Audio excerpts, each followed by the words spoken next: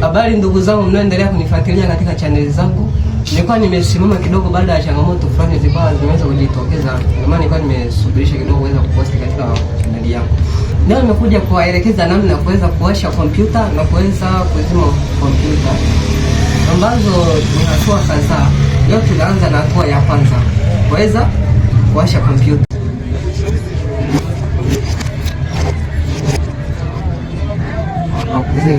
Kasih busan. Apa ini kesini kan itu kan.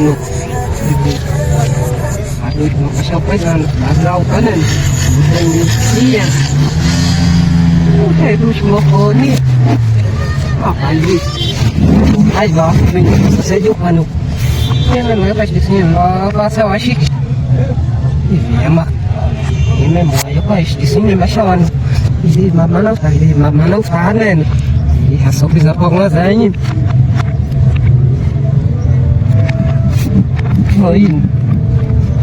Hii hasopi za kwanza yani fika ukaze umesali na nao kaya utana zao kaneno.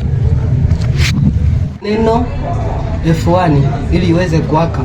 Katika keyboard yetu F1 ni hapa. Hii hapa button unabonyeza hii.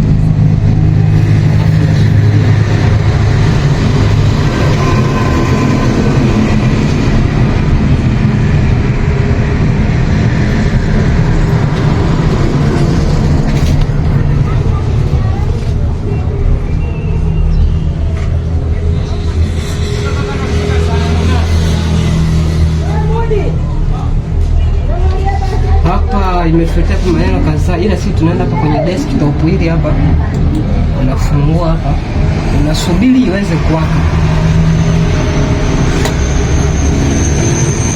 Imeshawaka hapa kompyuta yetu. Na ikisha waka kuna kitu ambacho natakiwa kwanza ukifanye kabla ya kuanza kufanyia kazi. Usichezeshe.